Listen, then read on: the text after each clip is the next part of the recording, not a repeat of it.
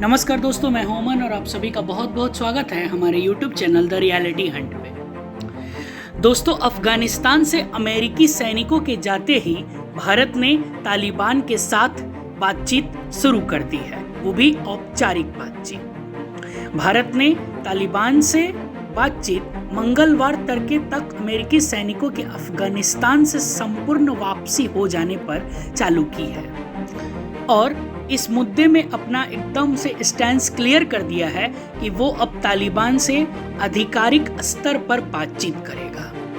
भारतीय विदेश मंत्रालय ने बताया है कि कतर में भारत के राजदूत दीपक मित्तल की मंगलवार को दोहा में तालिबान के नेताओं से मुलाकात हुई है। अमेरिकी विदेश मंत्री एंटनी ब्लिंकन ने कहा है, अमेरिका कतर की राजधानी दोहा से ही अफगानिस्तान के मामलों को देखेगा और भारत भी अभी ऐसा ही करता दिख रहा है।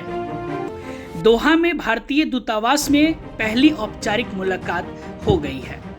भारत के विदेश मंत्रालय की ओर से जारी किए गए बयान में ये कहा गया, मंगलवार को भारतीय राजदूत दीपक मित्तल ने कतर की राजधानी दोहा स्थित तालिबान के राजनीतिक कार्यालय के प्रमुख शेर मोहम्मद अब्बास स्टेन कजई से मुलाकात की। ये मुलाकात तालिबान के अनुरोध पर दोहा स्थित भारतीय दूतावास में हुई।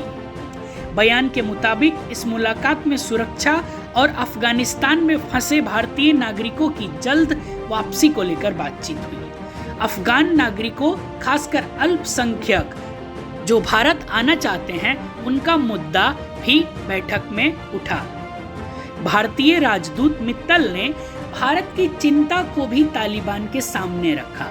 भारत ने कहा कि अफगानिस्तान की जमीन का इस्तेमाल भारत विरोधी गतिविधियों और किसी भी रूप में आतंकवाद के लिए नहीं होना चाहिए। तालिबान के प्रतिनिधि ने भी भारतीय राजदूत को ये आश्वासन दिया है कि भारत की सभी चिंताओं पर ध्यान दिया जाएगा।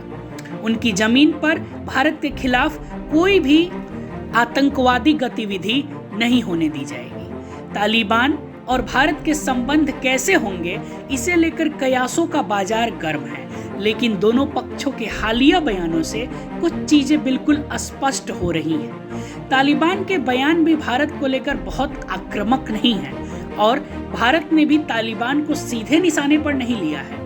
तालिबान के बयानों को देखें तो ऐसा लगता है कि 1996 से 2001 के बीच का जो तालिबान था, वो 2021 में नई लाइन देता दिख रहा है। तालिबान के प्रमुख नेता शेर मोहम्मद अब्बास ने हाल ही में भारत को इलाके का अहम देश बताया था और कहा था कि तालिबान भारत के साथ अच्छे रिश्ते चाहता है।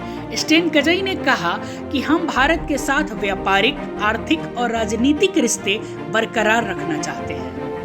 ये मुलाकात इसलिए भी बहुत ज्यादा अहम थी क्योंकि ये पहली उनसे औपचारिक मुलाकात थी। आशा करते हैं कि तालिबान भारत के साथ अपने संबंधों को मजबूत करने में ज्यादा ध्यान देगा। धन्यवाद।